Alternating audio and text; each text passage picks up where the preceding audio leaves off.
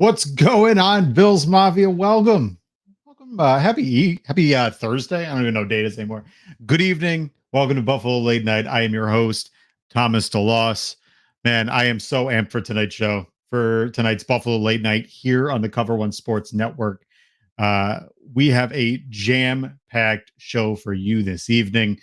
There's so much stuff to get to, and I'm so jazzed on it all.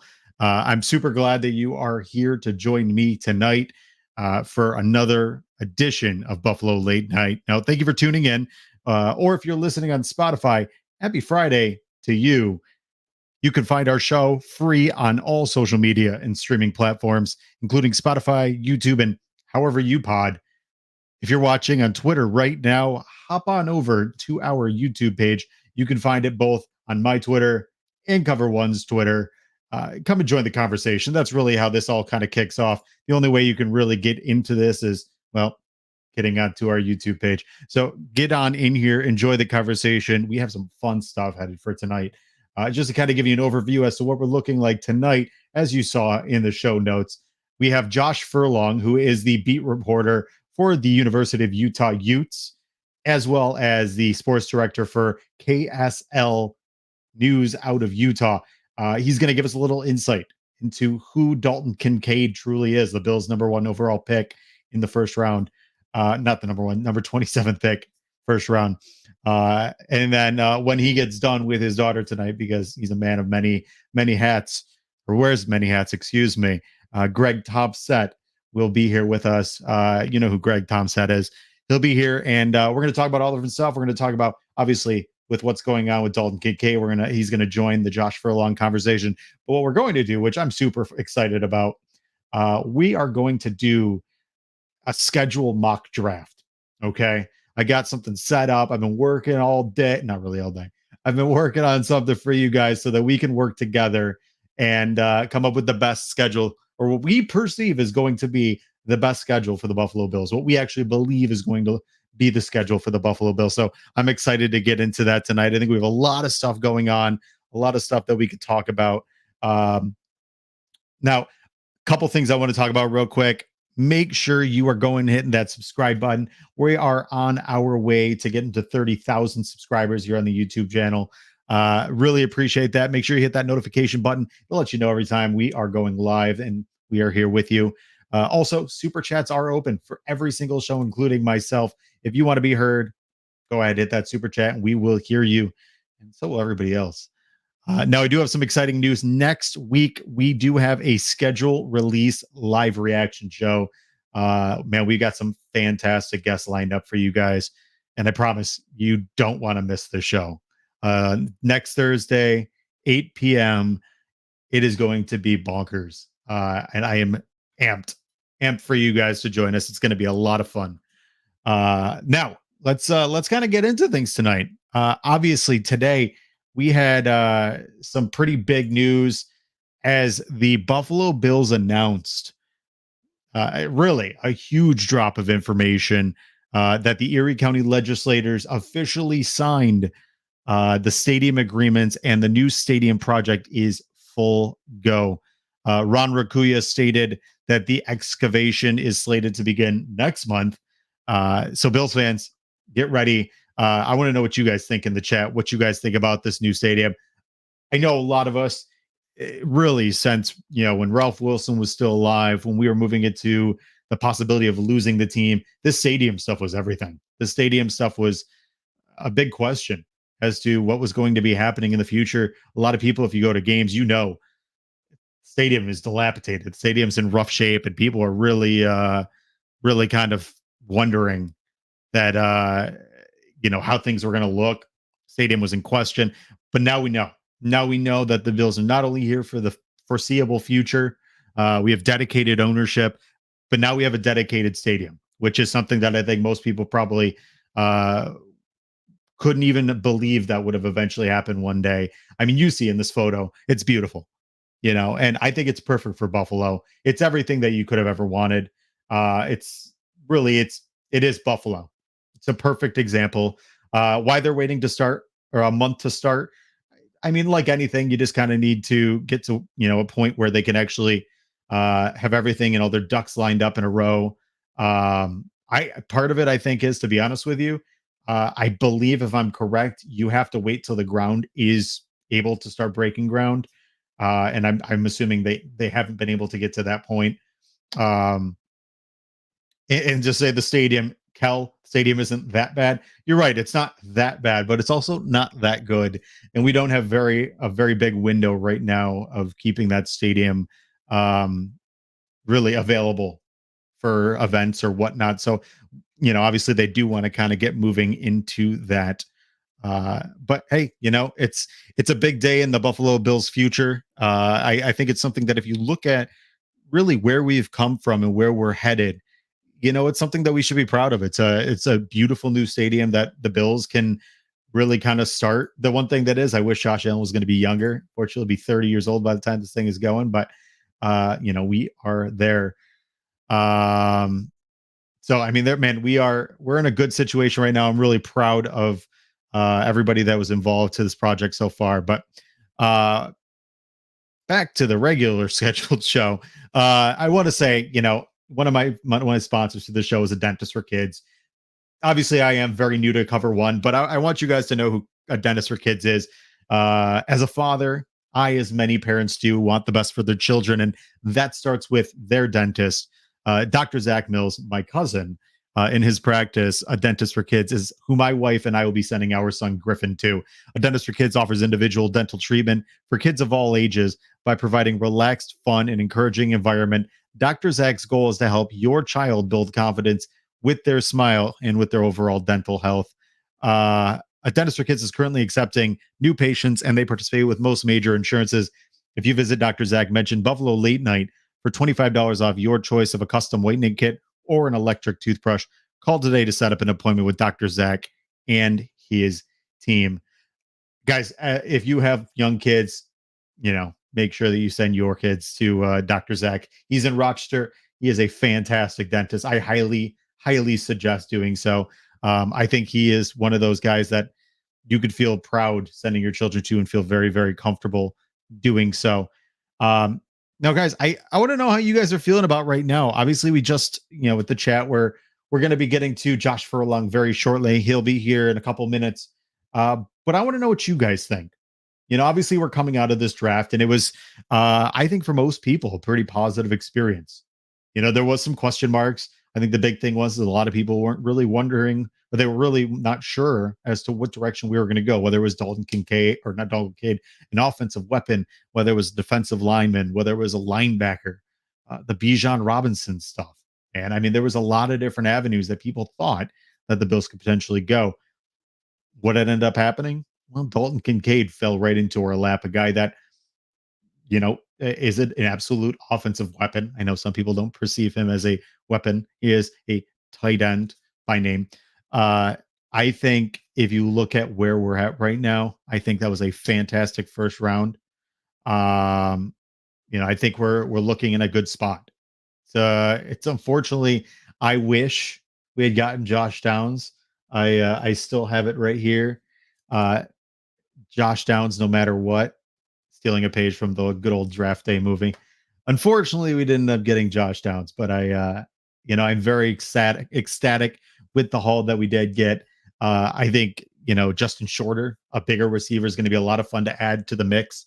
A guy that, just like Dalton Kincaid, had minimal drops. Now, guys, can we talk about they chose two weapons that don't drop the ball, that are sure-handed wide receivers or sure-handed weapons. Uh, does that not necessarily ring a bell as to what we were running into last year? You ran into Dawson or Gabriel Davis, who had a 50% catch percentage. Obviously, the Bills made sure and were cognizant of bringing in talent that, in their mind, were going to be guys that they could rely on. Because there were times, and I'm not going to downplay Gabriel Davis, because I think Gabriel Davis was impressive. He was really, really good for this team. Unfortunately, I think what it came down to was there were pivotal moments where Gabe Davis just, unfortunately, the ball fell through the cracks. And I think that they felt that they needed to get better in certain, avenues. Do you? Let's see, Kevin. I'm gonna hit this one because I think it's interesting. Do you think Diggs is going to be his old self when he reports? Is it going to be tension? Here's the thing. I like to think that a lot of what you read is more conjecture, to be honest with you.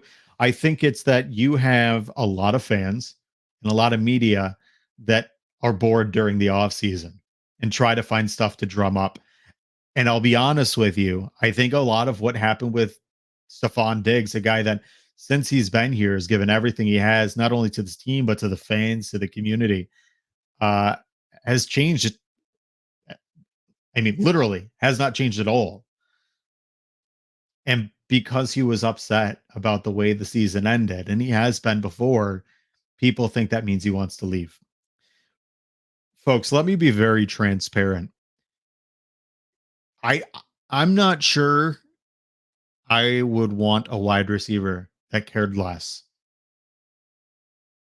Stephon Diggs is so emphatically passionate, so dead set on wanting to be successful, that when it comes to a guy like Stephon Diggs, that's who you'd want to stand behind. I mean, everybody sits there, and when it comes to Josh Allen, they're all about his fire, his tenacity, his bravado when he's on the field, right? You can see it. You've seen it before.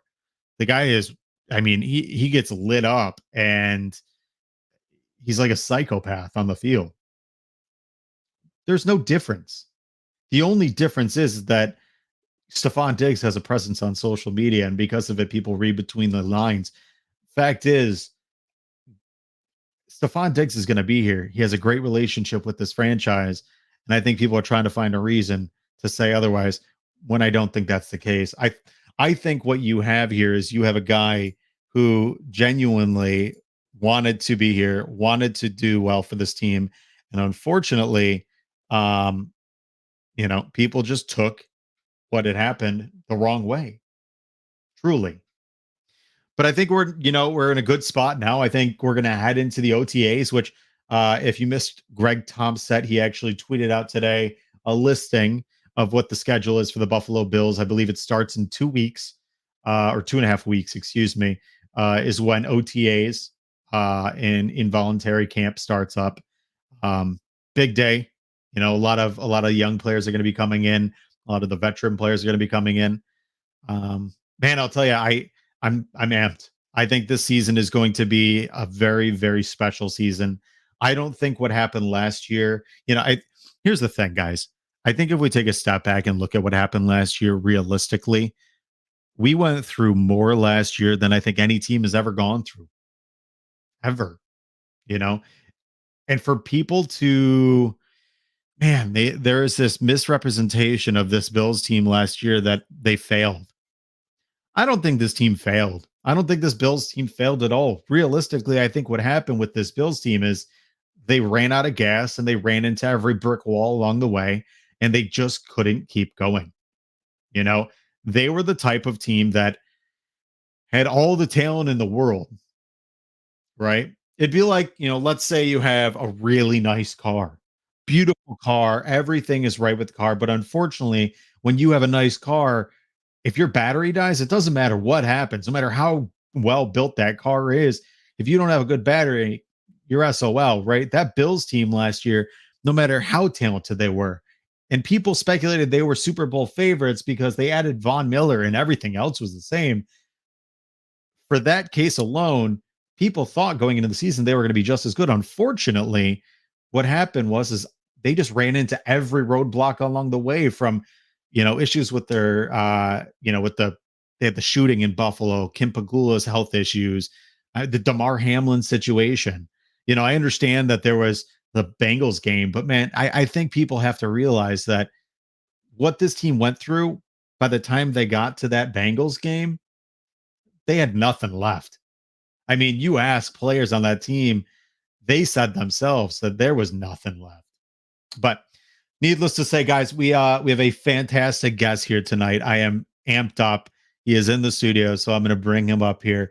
Now, guys, this man right here, Josh Furlong, he is the sports director for the KSL News. He's also the beat reporter for the University of Utah Utes, a guy that has watched Dalton Kincaid through his entire career. So amped up to bring him here. Josh, welcome to the show. I'm glad to have you, brother. Yeah, I'm glad to be here.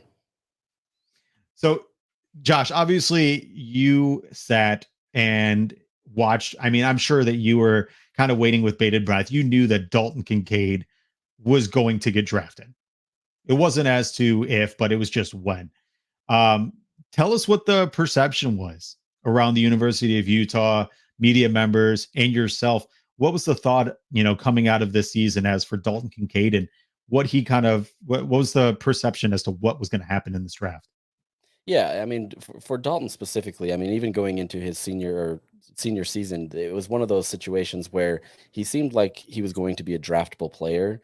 Probably not as high as he was, as he went, because there was another tight end on Utah's team who got injured, who was expected to probably be a little bit more of a contributor. But Dalton was always one of those guys that was going to produce, and he got his opportunity when he became the lead guy. And so when it came time to the draft, even though he had a back injury and he wasn't able to go through the combine and go through pro day, there was still a lot of buzz that he could be a Travis Kelce type tight end, a guy that can be really effective with the ball. He's not going to be your blocking tight end, and so well, I mean, he can be, but it's not going to be his main forte. And so this was a situation where I think a lot of people were looking at just his ability with his hands and the range that he had that really bumped him up in the draft. And so I think initially, let's say at the end of the season, he was probably a day two guy, whether that's the early, second round, third round, whatever that may be. But I think as people started looking at the lay of the land, they realized, this is a guy that can be effective. He's not just doing this against really bad defenses. I mean, he can, but he's doing this against good defenses, and it was really effective for him to be able to have that game that he had against USC that really kind of showcased what he was able to do. So, it was one of those scenarios where there was a couple teams, whether it was the Chargers or Cowboys, seemed to be kind of the trendy pick where Dalton was going to go. That's kind of where a lot of that momentum was going. And then obviously, as you know, Buffalo sniped in there and stole Dalton away from probably from the Cowboys. No, I gotta ask. Obviously, Brandon Beane said himself that his belief was that the Chargers were going to take him. I don't even think. I'll be honest with you. I personally believe that Dalton Kincaid was probably right up there with JSN in terms of one of the top weapons on his board, and I don't perceive that he believed Dalton was ever going to get near him.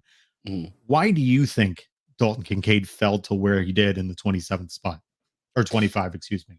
I think, I mean, I think just the simple nature that he's not quite big enough to be a full blocking tight end. I think that kind of limits him a little bit in what it is. And I also think, the fact that he wasn't able to really try out for teams or kind of put any measurables out there, that probably hurt him a little bit. But I think, whether you went 21st or 27th or 26th, whatever it may be, I mean, I think this is a scenario where I think he was going to be satisfied with it. So, whether it was the Chargers or the Bills or Cowboys, wherever it may be, I think he was going to be in a good spot, just simply based on where he was at the draft and just his ability to be able to be that playmaker. Okay. So obviously Dalton's journey was unlike a lot of people's. I don't think a lot of people know that Dalton was a walk on, came from small school, and then, kind of rose in his first year at Utah to becoming a prolific tight end. Most people thought he was going to leave Utah after his kind of star studded season, decided to come back because he wanted to kind of do it all over again and win the Rose Bowl. What How did his rise to stardom happen? I mean, how did this kid get to where he was from a kid that was a basketball player in high school to now the 25th pick? Yeah, I think, this is one of those scenarios where he didn't have the typical rise of a college football player. He wasn't really recruited in the football world and went to San Diego, and Utah took a stab in the dark in a lot of ways. I think they saw a lot of potential there, but he was still undersized. I mean, when he got to Utah and through the full 3 years that he was there, he had to put on 50 pounds to really kind of get to where he is today. And so it was a scenario where, Utah has done a really good job of projecting talent. It doesn't always work out as NFL teams even understand. But this was a scenario where they thought that he could be a playmaker, do something. They already had a tight end that they really loved in Brant Keithy, who, like I mentioned earlier, he got injured, but he was always kind of that secondary guy that was able to be. He could play on the line, especially at the collegiate level where some of these defenses aren't as good, and and he could be able to kind of tackle or block in scenarios that way. But he really kind of broke out that not this last year, but the year before, in the sense that a lot of people kind of just see him as a potential, top target. I mean, Brant Keithy, just because of the nature of being able to be that guy, he'd been the guy for the last few years. He was always going to be that number one guy. But I think there was a lot of people that just kind of thought that Dalton could be that guy. And so when Brant got hurt this last season, Dalton really stepped up. I think the thing, beyond just his ability on the field, is he's just a coachable person. He's truly a humble kid that really just will do whatever, right? I mean, he wasn't.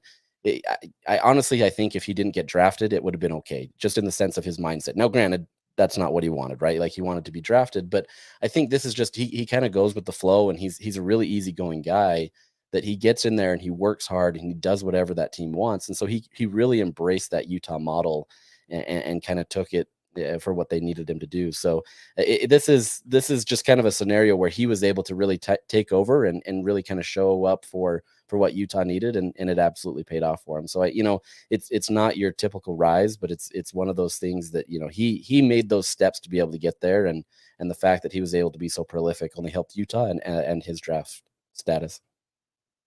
Yeah, I mean, uh, I'll say this much for Dalton Kincaid. Not that I don't think Bills fans necessarily are aware of him.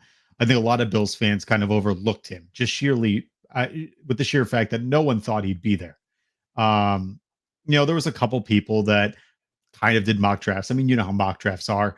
You'll have people fall over the board, and a lot of it doesn't necessarily always make sense. I think the one thing about Dalton that a lot of people saw was he's a tight end. Well, we've got Dawson Knox, and we just spent Mhm. 14 million on Dawson Knox. So why do we need a Dalton Kincaid? So for Bills fans, what does Dalton Kincaid bring to a Bills offense? What can they expect from a Dalton Kincaid that, for people that believe that where it's a redundancy, what does he do now for them that we don't have already? Yeah, and admittedly, when he first, when they drafted him, I was a little confused at first as well with Dawson being there. But the more that I've looked at it, the more that I really think this fits his personality, especially with what he ran at Utah. Utah, because they had so many tight ends, they often were in 12 personnel. And so, he's used to being one or two or maybe even three. Sometimes they'd go to that 13 in rare situations. So he's used to being able to be maybe a counterpart and sometimes being the focus. And so it's a scenario where, let's say Dawson is the guy that's, maybe he's the one that's going to draw the defense away or whatever. Or Dalton is able to get into that scenario where he can play in that middle of the field. He's got great route running. He's got a little bit more of a diverse route tree than maybe your typical tight end. And so it allows him to be able to kind of free himself up and be where maybe Dawson's not going to be. But if he needs to be that blocking tight end, he can also be there while Dawson goes off and does what he needs to do. So this is a scenario where I think, Dalton can be kind of, flexible and do whatever he needs to. And it's a situation that he's already familiar with, and he buys into those environments. And so, this isn't something where, it's a confusion in the sense that, okay, why would you spend a lot of money on a guy that's going to be just your second option as a tight end? I think this actually will open it up the Bills defense, with Stephon Diggs or Dawson. I think you've got a lot of ability now to be able to, whether he's the third target, second target, first target, I think he can play in whatever role you need him to. And this gives the Bills a lot more opportunity to be more diverse in what they're able to do. If not, maybe even make Josh Allen a little bit more explosive with his legs. So tell Bills fans about what made Dalton so good growing up, because I know there's a bit of a story behind Dalton Kincaid's really good hands. Yeah, I don't know the full story on some of those things, but I mean, this is a kid that he was a multi-sport athlete. He played everything, honestly. Like anything that was available, he played it. Basketball was always his true love, and this was the one area. And I think that's where a lot of that ability came from, just his ability to be able to, play with the ball and being able to utilize it in a way that probably your typical football player doesn't. And so it's just his ability to be able to kind of have that court vision, to be able to see where he needs to space himself out and on a floor, right? And that obviously doesn't necessarily fully translate on the field, but I think there's some aspects of that where you're trying to figure out how your role is going to set up maybe some other guys or set yourself up free. And that allows him to be able to be that guy, whether it was soccer or whether it was, whatever sport that he was trying to play. But I think all those things, I think a lot of people they think that, if you focus in on just one sport, it's going to be, you're going to get to the pros or whatever that may be, and that's what's your one way. But I think Dalton really embraced that role of you just, be good at everything that you can possibly be good at, and take it on. And it wasn't until that senior year of high school that he embraced football. So it's pretty remarkable story, the fact that he was able to do it so quickly, especially coming up from the FCS level where he wasn't even on a scholarship and trying it out. So he's just a guy that he's going to do whatever he can. He's going to figure it out, and he's going to be effective in what he needs to do. So one more quick thing before I let you go, and I truly do appreciate your time. What do you think, Bill's? I mean, what's the expectation? What do you think is a good baseline for Dalton Kincaid as a rookie in the NFL? Yeah, that's a good question because I think he's in a position where he doesn't have to be, quickly thrown into it. Based on the comments that the Brandon Beane said, I fully expect him to be on the field at least most of the time. I would imagine. I mean, we'll see how he acclimates to it. But he's one of those guys that I feel like, if he can get into that system and he can learn it, I think he's going to be at least a guy that's going to get a couple targets every once in a while, right? He's going to be able to be in that game, maybe, be a decoy of some sort to be able to throw off some defenses. So this first year, honestly, like I don't think you need him to be, lights out. I think he has the ability to be able to step it up each year that he's here. But I think it's one of those scenarios that he's going to kind of go as far as the team wants him to. If they want him to step up and take a bigger role than, let's say, Dawson Knox, I don't see that happening, and I'm assuming you probably wouldn't either. But I think that's one of those scenarios where he'll do it. He's a guy that will fight through anything that he needs to, and he'll learn as quickly as he needs to be able to do it. And I think whatever the Bills, the coaching staff needs him to do, he's going to be able to do it. So I don't, like I said, I don't think he's going to need to be quickly thrown into it and be expected to be relied on so much. But I definitely think he's going to be an integral part of the offense that Josh Allen's going to be able to rely on. Perfect. Well, hey, Josh, truly do appreciate you spending even just a few minutes with us tonight. I know a lot of Bills fans are you know, beyond excited with the prospect of having another talent for Josh to throw to. Let people know where they can find you. Yeah, you can read me at ksl.com, or you can just follow me on Twitter at jfurksl. I'm happy to talk about anything, any questions that you may have. DMs are open. You can hit me up anyways, and I look forward to any conversations. Josh, again, thank you so much, and best of luck for your college season coming up. Appreciate it.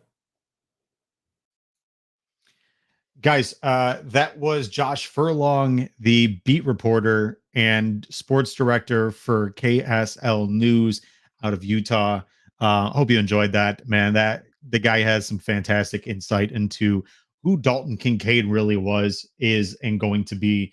I think we have, as a collective fan base, I think we have a lot to look forward to. A guy that I think could be ultra dynamic for this team moving forward. And it's somebody that I think maybe we now have, since Cole Beasley has been gone, a guy that maybe Josh can finally rely on, a guy that is that pressure release valve that Josh can kind of turn to in a moment's notice and get him out of harm's way, right? Now let's bring in the other guest we have tonight, all the way from his daughter's play, one of the OGs from Cover One, the co-host of the Cover One Buffalo podcast, and the host of the Greg Tompsett Sports Show. Greg Tompsett, what's going on, brother? Good evening. Yeah, it was. I got to watch a third grade play tonight. It was a ton of fun. Dad duty, going having a great old time. You'll get there soon enough. I know you're just getting started on your dad journey, but it was a great time. Everybody did great. She had a speaking part and was very excited. So she did great, and everybody was happy. And now I'm here, and Joshua was awesome. It was really cool to hear some of the insight. At one point, I almost pulled myself up on screen when he said at the end about not expecting him to push Dawson Knox for that role, and I was going to chime in and go, maybe, maybe we'll see. Yeah, I'll be honest with you. I absolutely think that if he keeps playing well, like I'm already ahead of his schedule. If he plays the way we anticipate he's going to, I think he could be a massive part of this offense, and quickly. Yeah, I think people need to have a little patience, remembering that, Matt Milano, eased in by the end of the year. He was the primary number one guy, but he played back and forth with Ramon Humber. We've had, obviously, people will very quickly go to Kyer Elam last year. I think that there are parts of Dalton Kincaid's game that are much more ready to contribute from day one, and that corner isn't traditionally a platooning type position. The Bills have kind of forced it a couple times, but there are roles and parts of the offense that Dalton Kincaid is going to play immediately. I had brought up last night with Joe Marino that when Aaron and I were talking with him, that I think one thing that's going to save him from some of the fan expectations and things like that is the quickest part of his game that's going to translate is in the red zone. And if he catches touchdowns, people are going to be excited. It doesn't really matter the number of catches per se, but my benchmark of was this pick a good value and worth it is that by the time we get to the playoffs, he is a bigger target in the passing game than Dawson Knox is. It doesn't necessarily have to be snap count. It doesn't necessarily have to be Dawson Knox isn't going to become a backup. He's not going to ride the bench. But that from a target standpoint and in the pecking order of the offense, that's going to be my judge, is that by the time the playoffs come, he is consistently out targeting in the bigger part of the passing game than Dawson Knox. Yeah, I don't see any reason why that can't absolutely come to fruition. I mean, you have to think with Josh Allen, he brought back Cole Beasley and he brought back John Brown at the end of the season because of comfort. And so if you have a guy that can make him feel better, make him feel at ease into the season, there's no reason he's not going to turn to this guy in a moment's notice and become his favorite weapon. And you've seen that when Josh has a favorite weapon, he'll hit him early and he'll hit him often.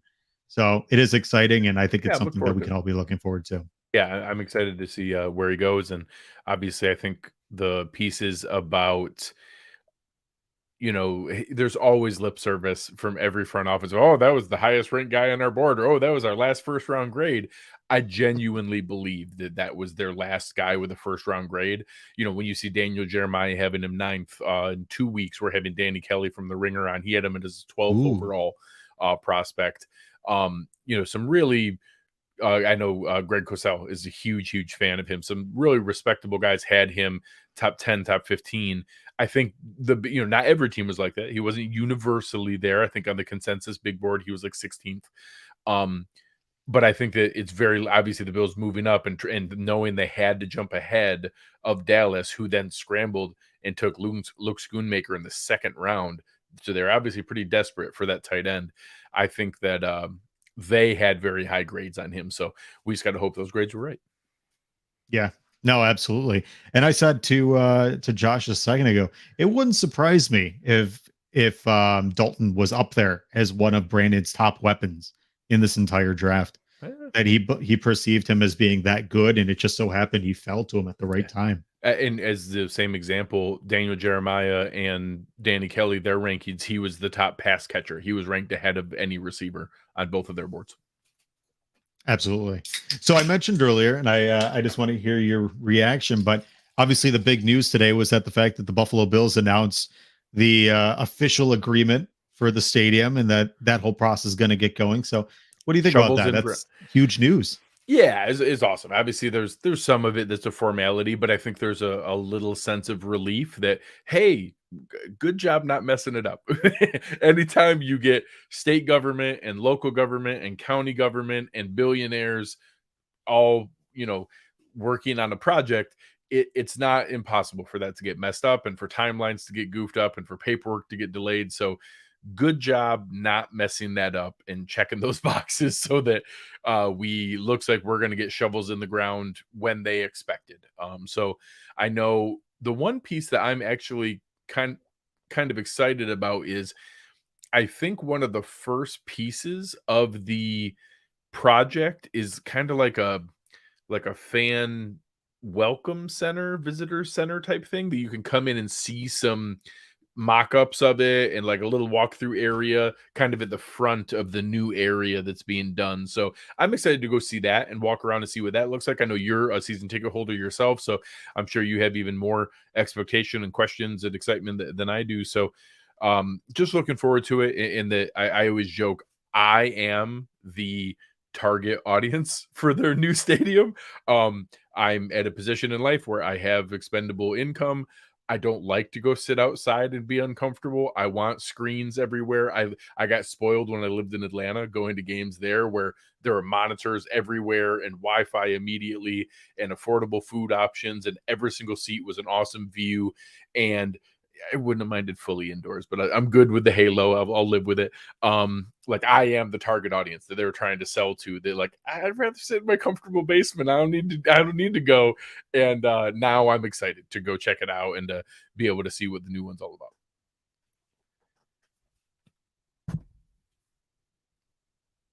I'm muting myself. That's very good.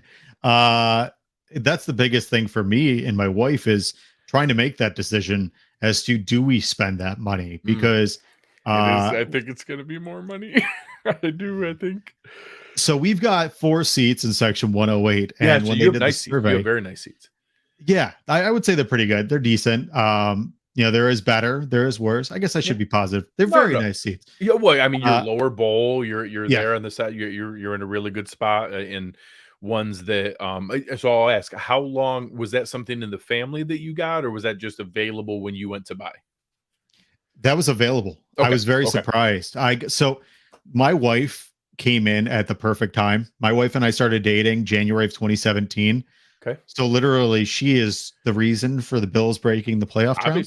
Obviously. Yeah, 100%. So we did get Bills season tickets shortly thereafter. We've been since 2020, I want to say. We waited a couple of years right after we got the house and got married, then we could spend money again. But we've got good seats. And the biggest thing is that when the survey came out, it said it was going to be $7,000 a piece for PSLs, and we have 4 seats. So spending $28,000 on top of the fact that our season tickets would go up for $2,500, and they're already $5,000 for 4, is a lot when we want to do other things, and we have a baby who eventually has to go to college.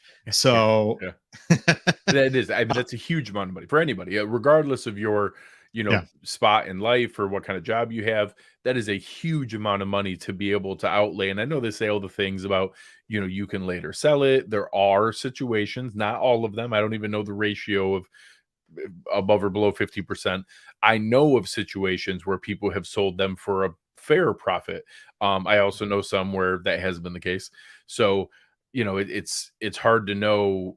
Some people try to pitch it as an investment, but it's just a lot of money sitting there out of your pocket that you could have used for a lot of other things. So I certainly know what a hard decision that's going to be for a lot of people. And, sadly, the economics of it, there's also a big waiting list, and there's the team, part of me wishes they maybe had their feet held to the fire a little bit more with some of these things, but there's such a demand for it that, I don't think they're going to be punished all that much if they don't make it the best value or the best option, because sadly there's going to be a bunch of other people waiting.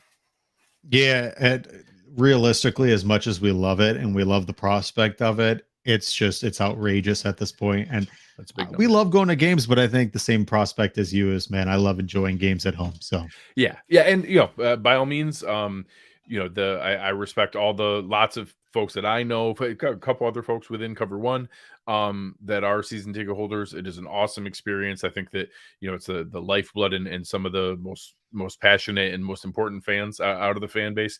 But I also understand there's going to be a whole lot of them with some difficult decisions coming up. I am excited that at least that decision is going to be on the schedule that they expected. I'm glad that we're going to see, I'm sure there'll be a big fanfare, ribbon cutting, Terry Pagula with a shovel in the ground kind of ceremony at some point in the not too distant future. I don't think it's crazy. We could see that in like early June or, something like that. But at least I'm glad all that part of it is going to plan. yeah, no, it's a big deal. I don't think people truly grasp the actual the veracity of what we're looking at. I mean, you're talking about a team for the longest time that nobody knew if they were still going to be in Buffalo. So most of my adult life, I was just bracing for the fact that we were going to lose them and that it was inevitable. That after having so many friends and so many people in Cleveland, which is another historic, passionate fan base, that, oh my God, that could never happen. Once that happened, there was nothing was out of bounds. Nothing was, impossible. So, and obviously we knew the things with, John Bon Jovi, Donald Trump, and so many others getting involved, where there was kind of a much more tepid commitment to the city, and no one had moved to Las Vegas yet, and all those other pieces. So I know now, for his many imperfections, at minimum, Terry Pagula saved football in Buffalo, and it's going to be here for my lifetime. Correct. Yeah, it is definitely it's an exciting time ahead of us. Which, by the way, for the person who just said there's no camper lot, there is the bus and limo lot has been relocated to the west side of Abbott Road to the east side. From the west side to the east side. The new location is off Southwestern in what was previously Lot 5. Okay. Yeah, I obviously, again, not being as familiar with that, and anytime I come in, I'm coming in day of. I'm not the kind that's bringing a camper, staying overnight, but I know that was a hugely like popular and famous area. So I'm glad that they found an alternative. I'm sure it's not perfect, but at least they have a solution for it there. I think that's exciting. Yeah. Absolutely. What do you have on the screen here? So we are going to be jumping into a bit of a schedule mock draft, if you will. Greg and I are going to, alongside all of you in the chat, and if you guys are watching not in the chat, or if you're watching on Twitter, come over. Who watches on Twitter? Come over to YouTube. It's way more fun. Come inside the house. We are going to basically go through the schedule and figure out if we were Mike North and Brandon Bean and the best schedule for the Buffalo Bills that made the most sense in terms of the rest of the NFL. So we're going to do that and figure out what looks the best. So I'm going to bring up what I created as I like it. A schedule thing. Now, don't mind, you are going to be seeing part of Canva on the screen, but it's okay. It's fine. George, it's only going to bother Aaron, and that makes me chuckle a little. Oh, so I love it. So this is what I came up with. Don't mind my my ingenuity. But obviously, we're going to be looking at this in terms of week 1 through week 17. We obviously have the bye week in here, all the different teams. Now, the one team you have to look at is Jacksonville. That is a London game, which I believe at this point is now, from what we've seen, listed as week 5. I'm 99% sure it can't be the Jaguars, because I'm sorry, you're right. Now I've heard everything else that you're referencing there, where I think that the Tottenham Hotspur Stadium staff, or whatever it may have been, did leak a date, which I would find is not a guarantee, is not locked in stone, but I'd be kind of surprised if they messed that up. Right. However, the Bills are the hosting team, and so are the Jaguars for their London game. So, Oh, right. they are both. We could talk through. I did some reverse engineering. And if you look at, it could be a division game. I don't think it will be. They haven't done division games at virtually any of them. Mike North did have a little piece of information that was interesting too, that'll add to what you're about to say. Okay. And yeah, I listened to that. It was a great interview for anyone who hasn't heard it. He joined Sal Capaccio and Matt Beauvais on their show, and obviously a great interview every year. And talked about some of the things about, it's probably not likely we do 3 out of 4 years on Thanksgiving, and it's not likely that we do this or that. And he talked about I think actually one of our teams was the tidbit you were talking about, the Sean Payton comment. Bingo. Yeah. So yeah, I'll let you chime that in here in a second, because I did count that one as a removal of an option, because last year Tampa Bay played in Germany and Denver played in London and the Giants played in London, I believe. So, and I think the Cowboys is kind of a marquee game that they'll want to use in a better time slot than 9:15. I don't think they'll do division games, and the Bills are a home team. So by my process of, and I talked about the Jaguars are already hosting the game in London. So by my process of elimination, I think it's going to be the Raiders, just because I kind of have a reason for every other team why it won't be, and the Raiders haven't had their turn yet. But why don't you share the news that Sean Payton told Mike North, and maybe it's one of those two teams now. Right. So Sean Payton, what they asked is, and Matt Beauvais posed the question to Mike North saying, is there a caveat to a team potentially going more than one time? And Mike North had said there's no hard and fast rules. There's no rules against a team going. Obviously, we don't want to have teams going over and over again, like the Bills do. I think he said in general they were hoping for once every 8 years as kind of the target, but it's not a firm written in stone rule. Right. And he had talked to Sean Payton, and Sean Payton said, you can send us back. Now, mind you, he wasn't on the Broncos last year. So for him, it's no big deal. For them, it may be.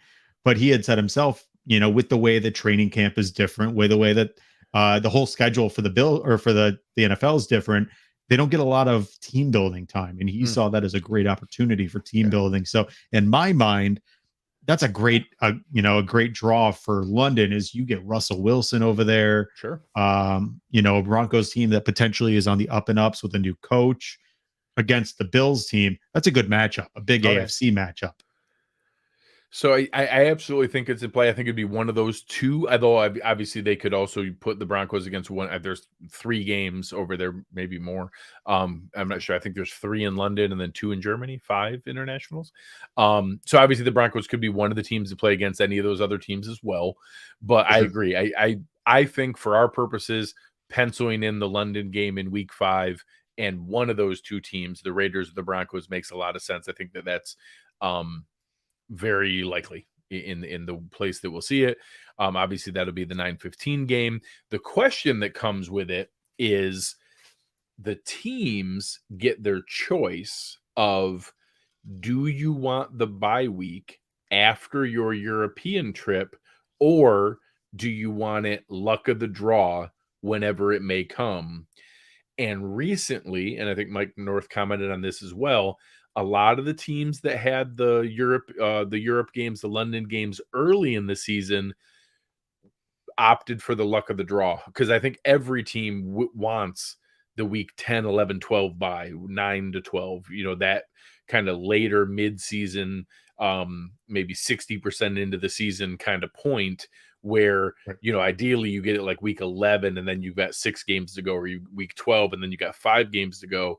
So part of me now, so he also talked about teams used to go over on Monday and try to get their body clocks going. And now all the, the science and health science has shown them that you're better off waiting, going on like Friday, showing up Saturday morning, sticking to your body clock, play the game, fly back, you're home by like Sunday night, and just get it done and over with. And don't let it be this huge impactful thing with jet lag and all those things. You just stay on your body clock time the entire time, even if it means going to bed at 6 at night and waking up at 3 in the morning local time. It doesn't matter. Like, your body clock is ready to go to bed. You have trainers and people that get you up. Then you get up, you have your normal ramp up time before a game of when it's going to happen, and then you play. So a piece of me hopes that Sean McDermott's answer was, no, screw it, let's wait. And if we're designing our perfect schedule, I want that by like week 11 or week 12. Right. As far out as possible to give you a break before the playoffs. Yeah. So let's go ahead, and for that conversation, let's put their bye week at week 11 for right now. I love it. It's perfect. Now here's one thing that Ralph Wilson Sr. said, God willing. Yeah. It's amazing that he chimes in here on the show. It's fantastic from the beyond. Word is Jaguars would be willing to play 2 weeks in a row, one home, one away. Would be very intriguing if you had them week 5, because I do believe their home game is week 6 in London. So that's also a possibility. You could have Jaguars, obviously 2 weeks in a row there. Okay. I hadn't heard that. That is very interesting for Mr. Wilson. So I guess that puts them kind of in play as well. And that's interesting. So if they're over there as the road team in week 5, and then they're hosting in week 6, and as I think Carl put it there, we do know the Bills will be hosting. It is at Tottenham Hotspur Stadium there in that part of London. No, it's a different part. I'm not terribly good at the UK geography of how far outside or what part of London that is specifically. I know it's not Wembley. That's literally the extent of my knowledge of that, is that, that other stadium there. So it's interesting the way that that's going to go. That does add a little dynamic to it. So if there's a chance that they would play 2 weeks in a row there, and I know that the Jaguars ownership and their franchise has really been trying to like put a stake in that London market and trying to present themselves as like the pseudo home team for the UK. So that would make sense of them trying to do that, although getting drubbed in front of their fans by the Bills wouldn't help. Right. Yeah, I think it would be interesting. It wouldn't be surprising if eventually the Jaguars play half their games in London, just because they're becoming, so prevalent over there. If anybody does it, they would absolutely. Matter of fact, I wouldn't even be shocked if Shad Khan kind of has that handshake deal with the league. They're like, listen, if anybody's doing this, it's going to be us. I firmly believe that. Right. Yeah. And I here, agree. Ralph, Wembley is owned by the Jaguars owner, by Shad Khan.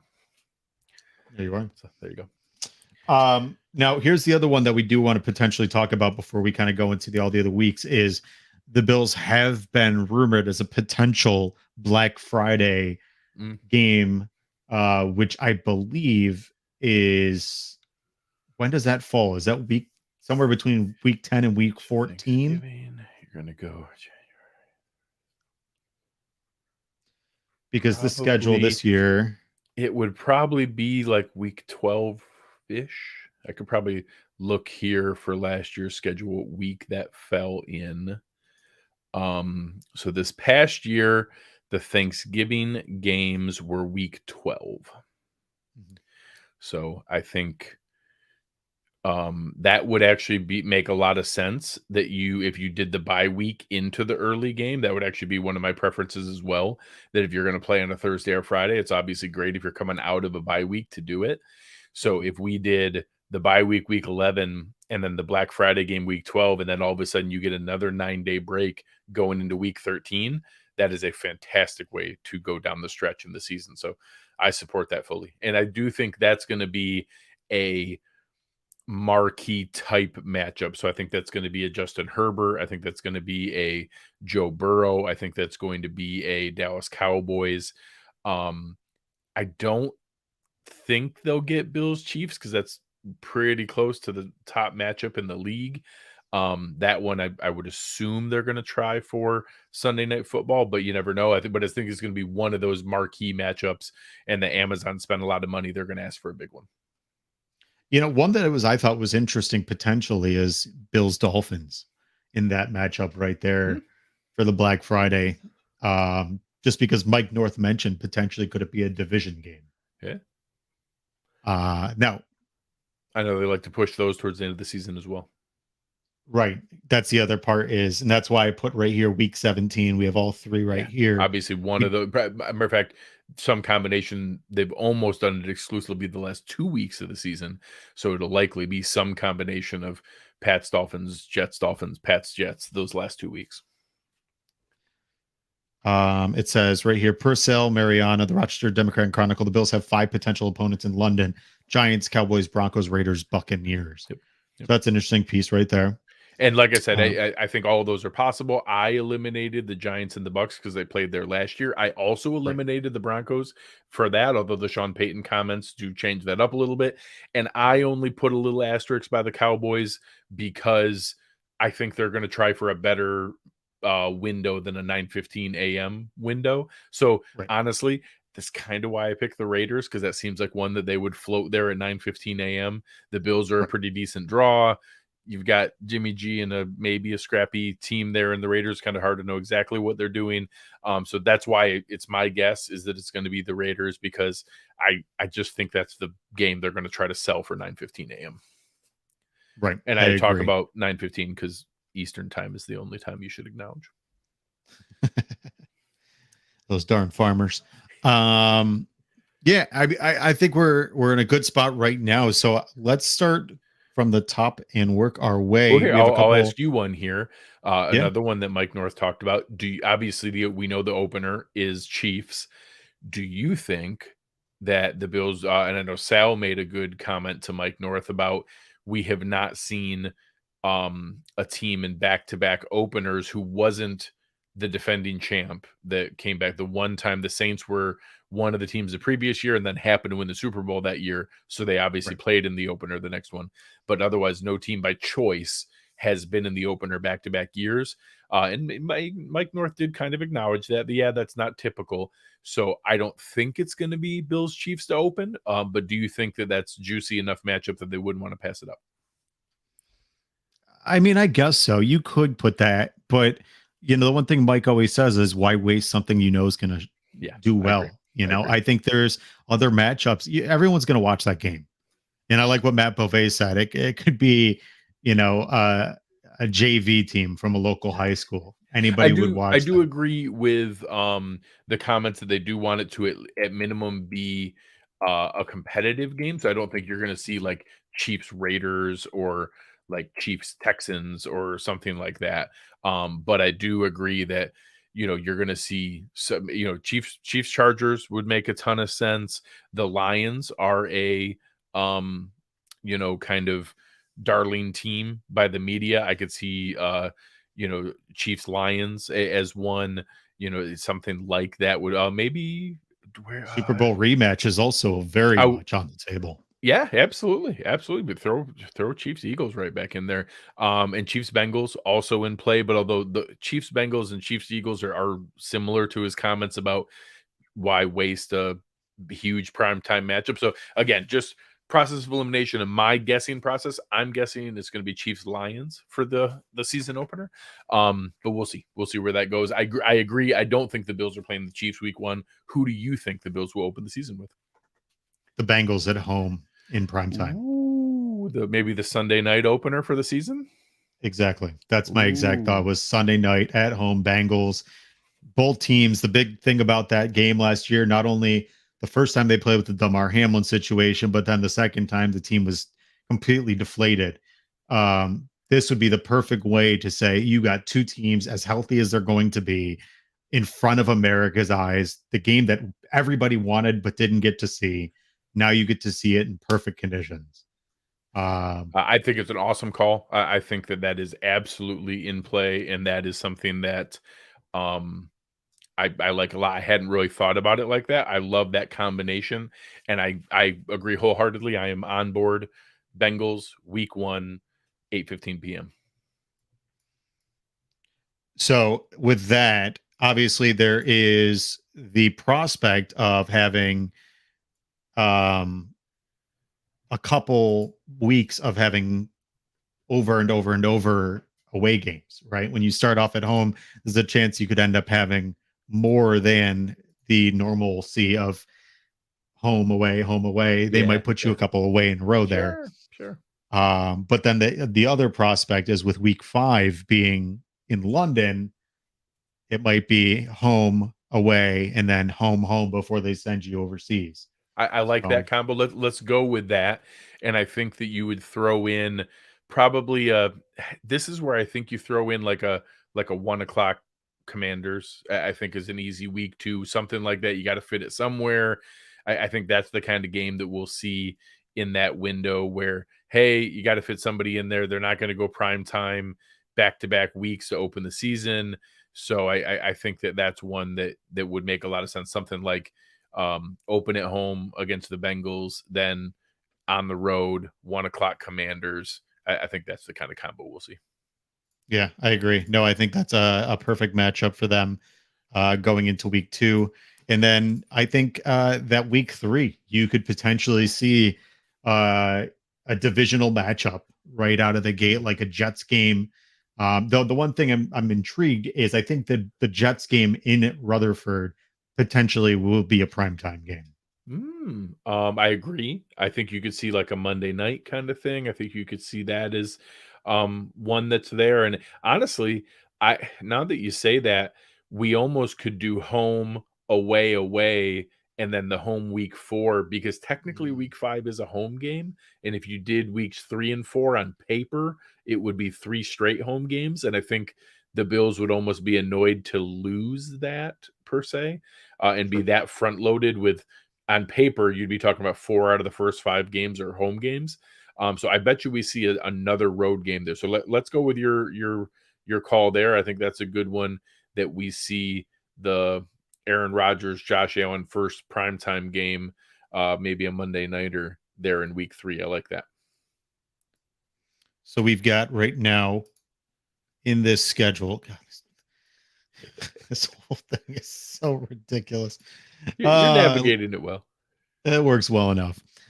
So we've got starting off the season so far, two primetime night games out of 3 so far, with a Commanders team. And I'll be honest with you, Commanders could be good. They could be sneaky good. If Sam Howell shows up this season, they got a talented roster. I'll try to keep a straight face while you say that.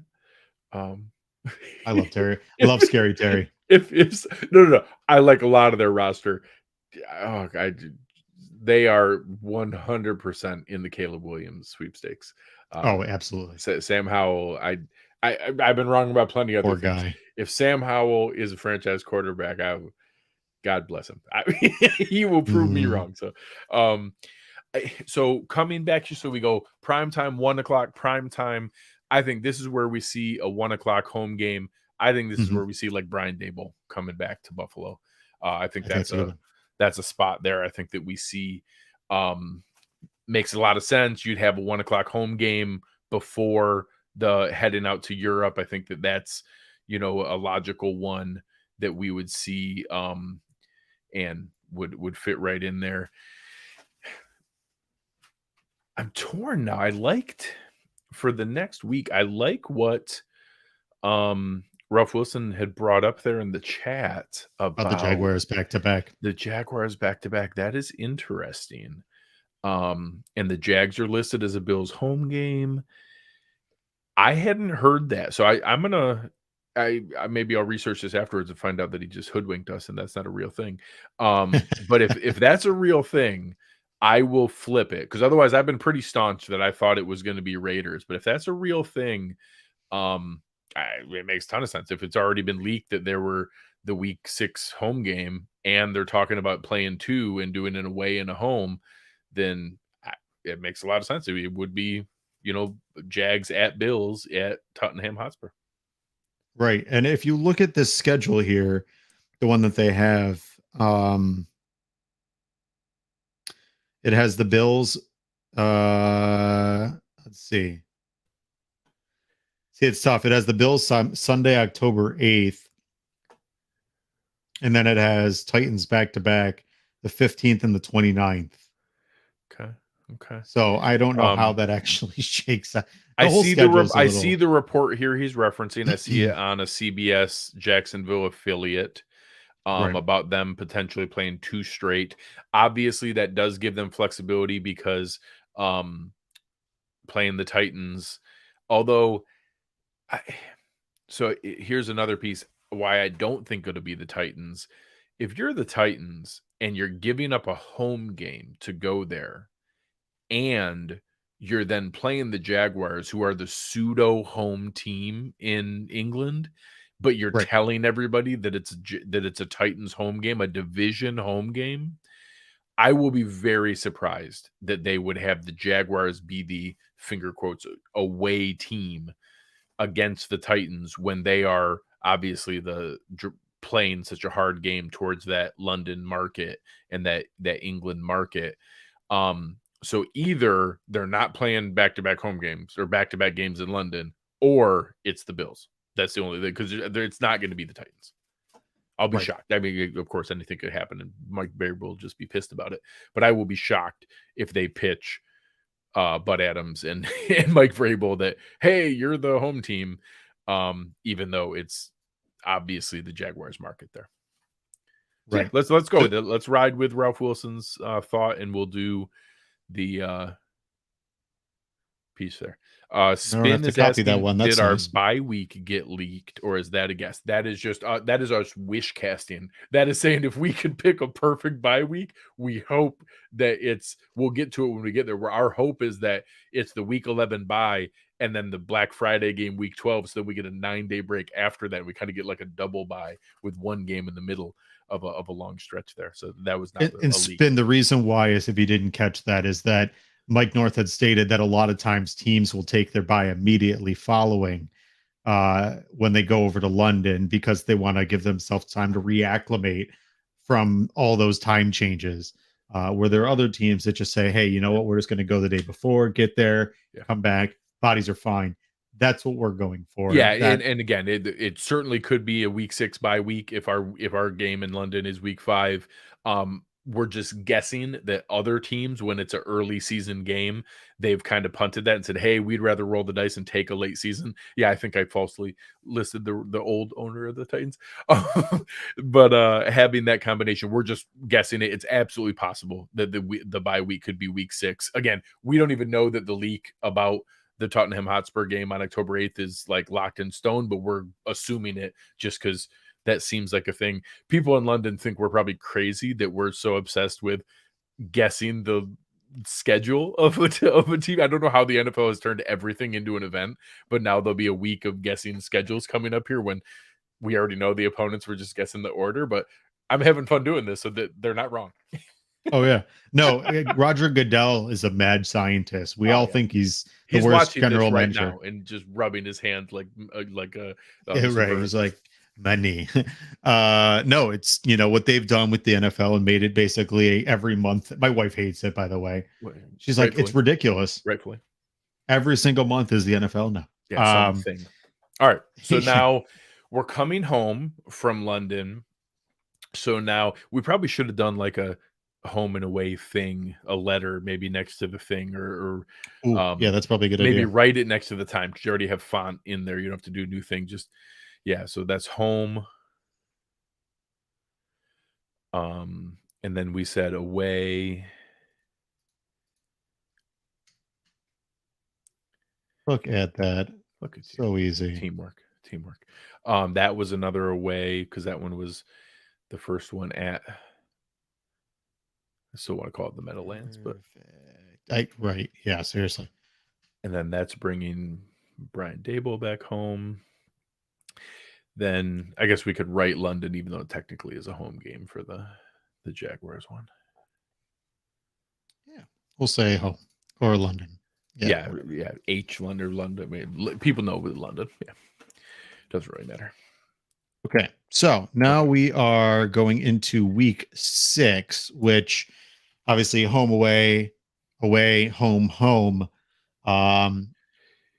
And you could go another home game here, but likely it's probably going to be an away game here. So let's pick a close away game that's not a big trip. I would say Right. we vote either Philly or New England. Yeah, I was gonna say New England be Yeah, good. let's rock it. I think that's a good spot for them. We haven't had an early New England game in a while though, so Yeah. that's a good thing. And So then 1 o'clock in the afternoon. that's um two of the division games there so far, but we can save the other 4 for later in the schedule and fill Right. those in so we don't take up all the goodness too early. All right. So, we'll kind of keep going with a little of the balance here. What do you think for a home game next? So, I like a couple of these matchups. I obviously they've had 3 primetime games out of 6 thus far that they consider that 9:15 London game a Sure. primetime game. It's an Sure. all eyes game. Single window game. Right. I could see a situation where I think Raiders, Broncos, and Cowboys could all be primetime games. I could see, Bills, Cowboys more than likely, It has been the last especially couple in of Buffalo. years. I think it could be it could be a Monday night game in Buffalo. Sure. I Let's could do see the that. Broncos being a 425. You want to see a Monday night in October? I Yeah, like it. I think that's a good one. Again, we don't want to use up all the division games. We've got a couple of those already floating, so I think that makes a lot of sense. And they obviously like that. And although I think the Bills will also play more 425 games this year than what we've been seeing, where that is going to be a spot where it's like the Chargers game would make a lot of sense for me to be a 425 game where it's not the only one in the window, but they're going to put an awful lot there. And obviously we saw it. They did that with the Chiefs. We've been that 415 game a couple times as well. So that's obviously a possibility that we would see. And honestly, this might be a good spot for one of those to pick out a week 8 spot with the Chargers or the Chiefs, and in that like 425 pseudo prime time, but where you're basically the only game on in that window. Right. Now, one thing I did want to speak on real quick is that Chiefs game. That was something Mike Nord talked about, and I think it's of interest. Is do we think that Chiefs game's going to be early or later in the schedule? And the one thing I wonder is, do they put it later because we've played them very early most times, somewhere between week 5 and week 7. Yeah, it might even have been week 5 and week 6 the last 2 years, or it was either 4 and 5 or 5 and 6 because it was right there in the same exact spot. Right. And I think having a late game against the Chiefs where, you have the Bengals at the front and then the Chiefs at the end where game that could be deciding of that 1 seed right there would be super beneficial. Yeah. I think that if you're going to go, obviously we've gone home, away, home, away, home. You're going to probably see an away game here. Maybe even back-to-back away. Yeah. Right. You absolutely. Something like a Chargers game here. Yeah. I think this could just be against the Chargers, could just be a 1 o'clock Sunday matchup against the Chargers. They already know it's going to draw well. Yeah. I do think, well, it's away, so it'd be 425 because it's it'd be 425. It's out there, so it's 425 because it's in away. But I think that's a very logical one. I think 425 away for the Chargers and a nice matchup. You got Josh Allen, Justin Herbert in a nice window where probably 70% of the country is probably watching that game for sure. So now we probably keep alternating here. I don't think it's possible you could see 2 away in a row here. Maybe this is the game down in Miami. Maybe we see the game there, which would be kind of nice to finally see it maybe later October, early November, rather than a September freaking game. Right. RJ joking, I thought it was national law. We always had to play KC in week 5 in KC. Of course, the 3rd straight year we've had to go on the road to KC for weird, it's genuine coincidence, but it is annoying.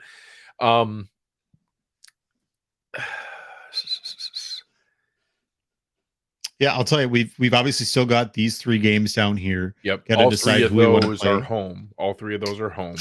Yep. And I think that we'll see, obviously, we'll see division games, some combination week 16 and 17, and a couple others sprinkled in as we go here. Yeah, we could do one of those here. It's, I guess it'd be funny. Let's flip it around this year. Let's do the home Dolphins game will be the early one, and the away Dolphins game will be the week 17. We'll finish in Miami because we genuinely haven't done that combination all freaking season or in years. It's been the other way around. Right. Yeah, and I think you could see this one being a 1:00 game, and then potentially that late Dolphins game.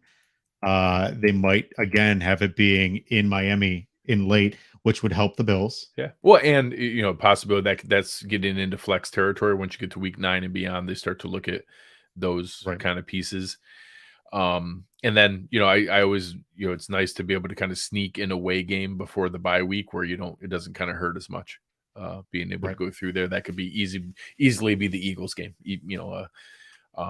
although that's one that I think would either be a pseudo one in the 425 or could be like a Thursday night kind of matchup, something they would try to fit into some kind of more of a prime window is something that we could see. So let me ask you this. Do we think that Eagles game could potentially be that Black Friday game? Let's save that there. Just throw in like a Raiders or a Broncos here is just one to toss in there. Do you want to do a home game before bye, or an away game before bye? I get why Mike North has such a hard time doing this. No, I think you're right. I think it would be away. Man, maybe that's the Chiefs game. Maybe week 10 is where we see Chiefs, and that's just like the big matchup there. A piece of me wonders, like week 10's late enough, but I also think, you don't want to roll the dice so you get some big injury that takes away that being the biggest game of the year. I think for sure would be 425. It could be full prime time, but at a minimum it's 425, if not the Sunday nighter for 8:15. And honestly, having the Sunday night, I think that 8:15 away, you could copy the Jets one. Up above in week 3, you could copy that one. Oh yeah. That would make a lot of sense because now it also helps us. It doesn't maybe take away from you don't have to come to another game off of a night road game on prime time. It's kind of nice to go into a bye there. That is a hell of a 4-game stretch. Dallas Chargers, Dolphins, Chiefs. Yeah, that's a hell of a gauntlet. Our schedule is what it is, man. Last year we were like, oh my God, I can't believe we're opening up with those first 7 games. We went freaking 6-1 going through those first 6 games. So it's it is what it is. I love that idea. I think Philly is the Black Friday game is a great call. I think that, and what time is that? I think you said it was an afternoon, so it'd be like a 4:25. Yeah, let's put that. I won't be shocked if they literally do a time we haven't seen before, and it's like a 3:00 start or a 2:30 start or something like that. But let's do 4:25 just for these purposes. Okay, got that right there. Perfect. And so week 13, we got away. We're going to come back home here. We still have the Jets. Yep. We still have. They're going to be 16 to 17. So one of the other ones there is, so let's put one of the away Dolphins as like a 16 or something like that. Okay. And I agree. I could totally see that one being if they want to play around with like one of the late ones there. Yeah, I think the Jets game right here, week 17 against the Jets, I think is a great matchup. And then that would mean Patriots put them up at 13. Yeah, I think that's a good reverse engineering. So that one would be probably a home 1 p.m. For the Patriots because we already did away. And then I agree, Dolphins would make some sense there. And that's 2 away. Why do we have 3 teams left? I was just going to say, what did I mess up? Did we double something? Jets, Jets. Because you have week 17, but we put a bye in there. So it's actually week 18. Oh, right. I got it. One more week. Hold on. Yeah. I was like, wait a minute. How do we have an extra thing left? Silly wabbit. That's right. Here we go. Guys, I did this on the fly. Don't fault me. I'm working hard here. Or hardly working. I have no idea. There we go. Perfect. Okay. 17 games, 18 weeks. So and we're ending that. So home Jets is the finisher, away Dolphins. Realistically, that probably means that one of these other ones gets swapped because we're probably not going to have 3 straight home games in 14, 15, 16, but it's certainly possible. That's not out of the question. That's certainly a reasonable possibility. So Dolphins is in a way, 17. Right. Yep. And the Patriots game's a home game. So we still have these 3 that are all home games. So potentially maybe or if anything, we would just switch it. Maybe that earlier Patriots one is home and the later Patriots one is away, so that we'd have a little more to mix in there. And maybe Patriots is week 14 and one of the home games that we have left is in between there. That'd probably be a more logical outcome if we flip that we'd put like Eagles week 12 and then one of the Raiders or Broncos home games in week 13, then away for Patriots, then 2 home games. That's probably a more logical there. Yeah, Ralph Wilson is roasting us here. We're obviously neither of us are taking Mike North's job anytime soon. This will be real fun to listen to on Spotify. It's gonna make total sense. Wait, what did they do? I have no idea. This doesn't make sense. That's why you should be watching on YouTube. I know. Absolutely. Which, speaking of which, if you are watching, make sure you hit that subscribe button, hit that like button, hit the notification. And like I said, this coming Thursday, so a week from tonight, we have a fantastic show. Greg will be here. Joe DeRosa will be here. I've got a couple really special guests I can't say yet, but it's going to be really good. We're going to do a live reaction to everything. That'll be at 8 p.m. My normal show is at 9, so I'm going to be kind of pseudo hosting this, but we'll be at 8 o'clock and we'll go till whenever. Awesome. But it's going to be a blast. RJ in the chat with a good comment here that's probably a smart switch. Maybe we do get a home game coming out of London, so let's flip that Patriots one there to home, and then do the later Patriots there as away. Yeah, that makes sense. That makes more sense. And even I think that even we do maybe flip that Patriots away down to week 14 and slide one of the Raiders or Broncos home games in between there, so that just week 14. Week 14, okay. Yeah, that's a good idea. And then we put one of those remaining home games in between there, and then all of a sudden, then it's only back-to-back home games in 15 and 16. It makes more sense because that's away Dolphins. Perfect.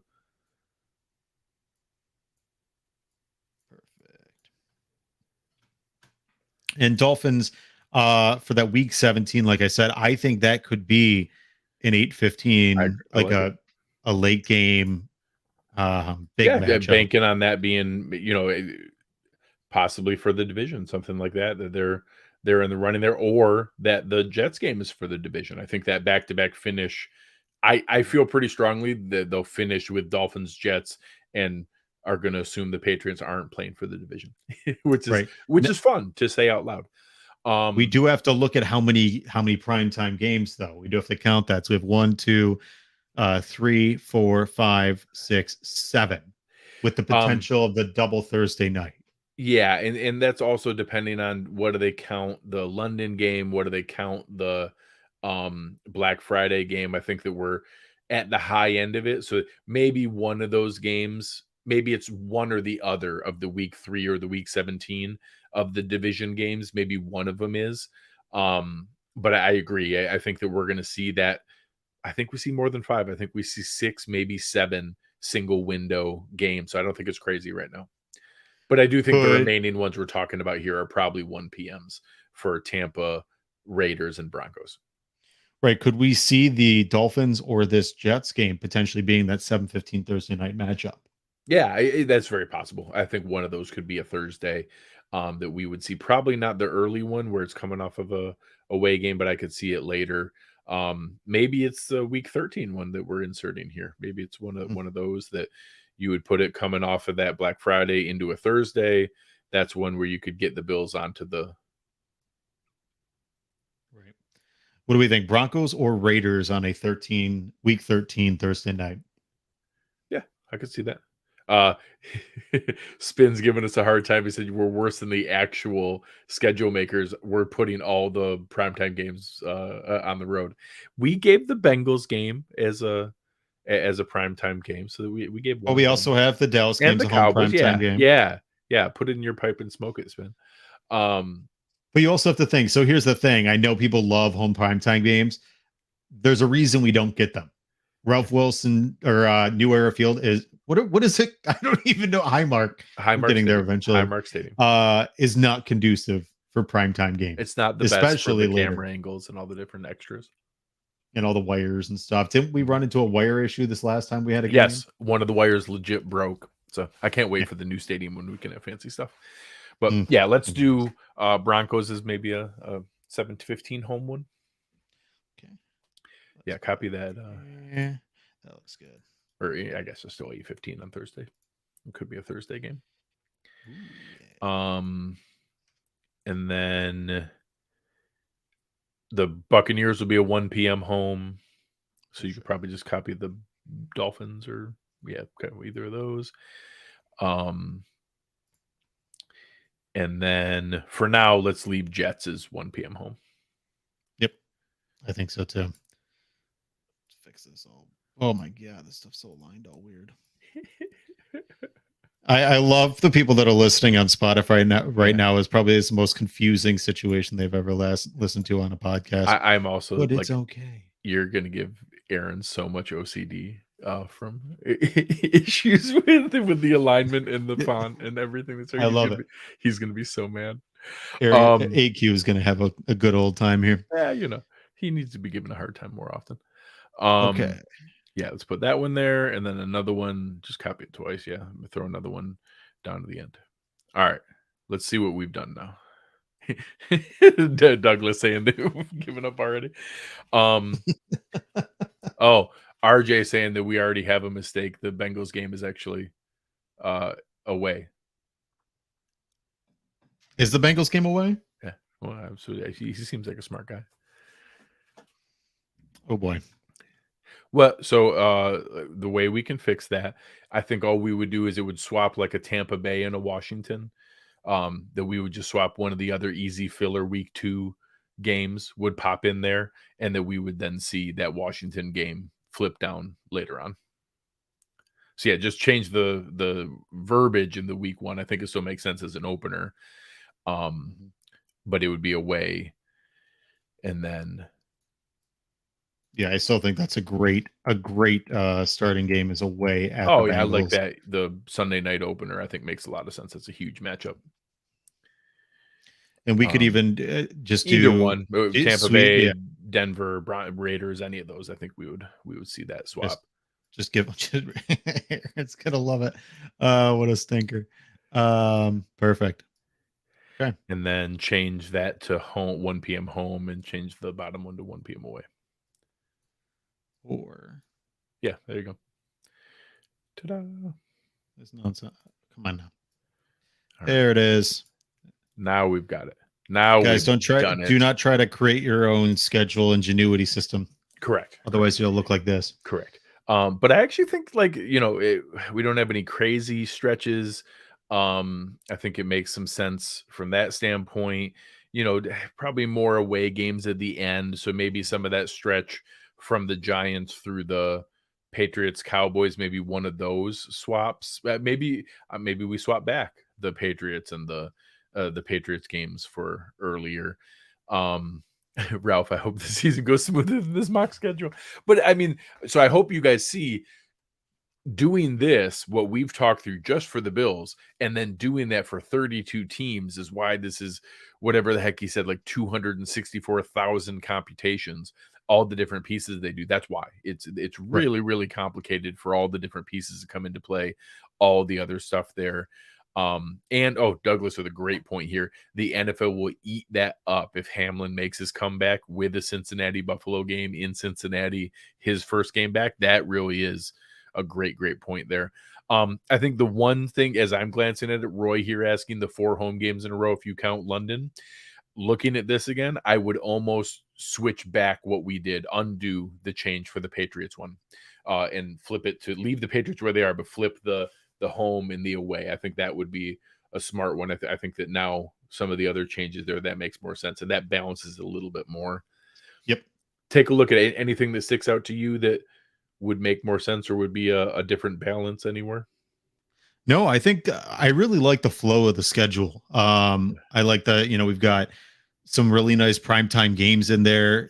I don't think the Bills are necessarily, I don't want to say getting screwed per se, but the NFL, there's going to be some tough weeks there for them, but then they have, they have that 8:15 away game in Kansas City. Then they get a bye right before they play another major contender. So they did them well. I think it's a good schedule. I think there's some very, very marquee matchups in there. I think, guys, the one thing you can say is don't be surprised at the games that we've chosen for primetime. Very likely will be the prime. Yeah, obviously, I don't think we went 17 for 17 here. But I do think that a lot of the calls, I think your call for the Bengals makes a ton of sense. I think 1 or 2 of the division games, obviously the Chiefs is an easy one. And even if you swapped it, if Chargers was the prime time and Chiefs was the 4:25, I think those two are very much in play. We've seen a ton of it with Cowboys over the years. I think that makes a lot of sense. And I think that that's a good combo to be able to see it there. Flip the locations of the Miami games. I mean, we actually did that intentionally because we've seen it the other way around so many years in a row that I think eventually here we're due to see the earlier Dolphins game be the home game and the late one be the away game. I think they want to see, some combination like that. We've had it the other way around for, I think, 4 years in a row now, where the early game has been in Miami and the late game's been in Buffalo. And I just think luck of the draw, we're going to see it flip the other way at some point here. Yep. To Jared's comment and some of the others in there, we have a tough schedule. And you want to know what? We're going to have a tough schedule for a long time because we're a good team. And we're going to keep getting first in the division. And we're going to keep playing a first place schedule. And, it just kind of is what it is. And I don't know the combination for each of those pieces. But it's something that's always going to be in place from that standpoint. Now, I do want to go real quick because we're an hour and a half in. We're going to finish this off. I'm just going to say 17-0.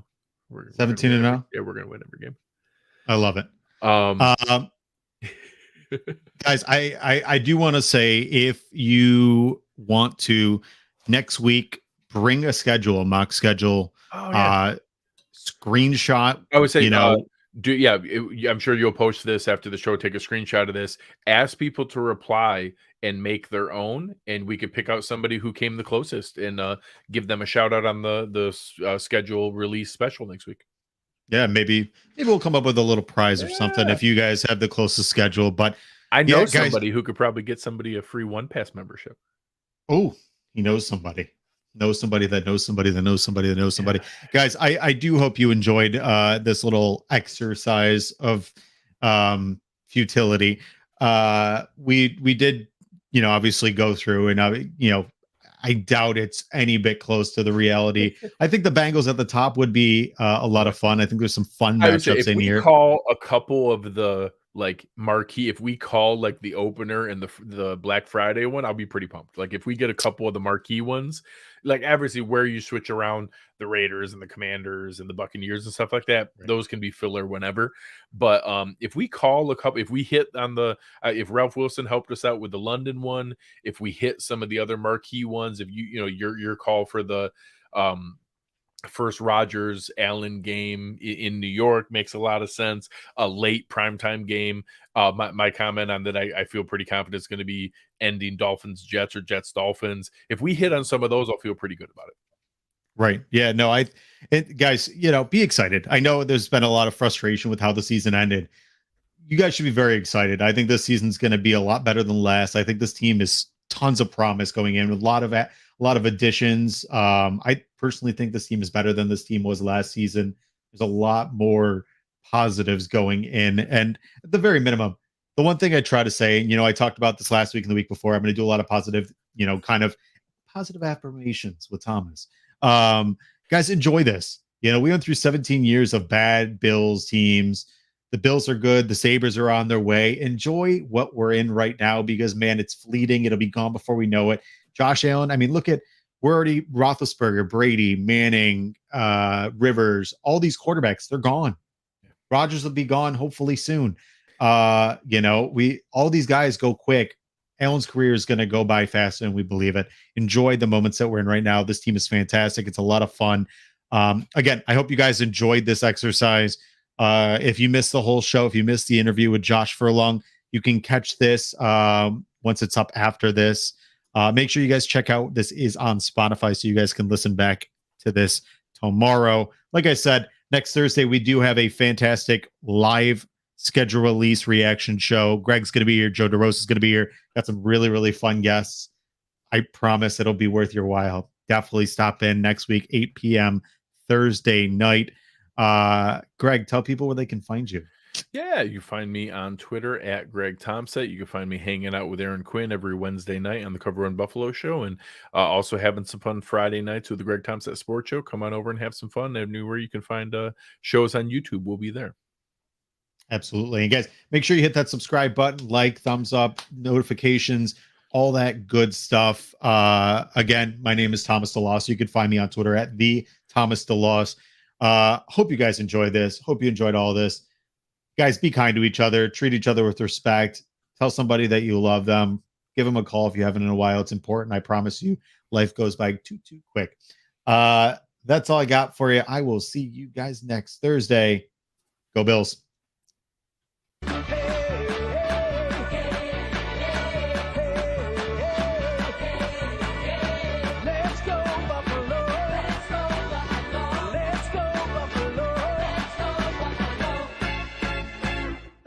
Make me wanna shout, hey, hey.